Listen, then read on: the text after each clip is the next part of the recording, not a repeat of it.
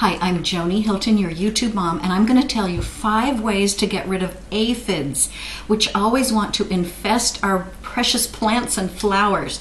First of all, control ants if you want to control aphids. Ants actually think aphids are their cows and they milk them. I promise they do this. So ants are very invested in keeping those aphids alive.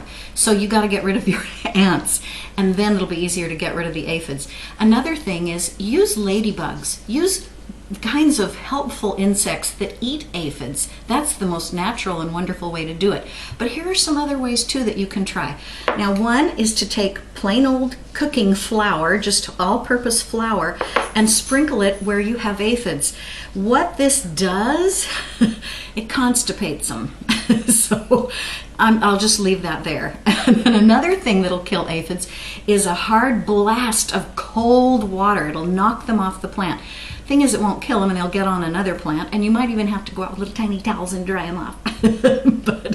but cold water will knock them off. But I wouldn't put it on the jet power wash setting, because you might break your plants all to pieces.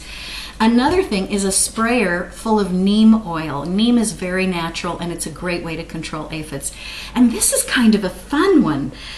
Aphids are attracted to yellow. They found in a nursery one time, in a greenhouse, someone had left some of these sticky yellow pads that we all have, these little notes, and the aphids were stuck to the glue or the adhesive that's on the back of them.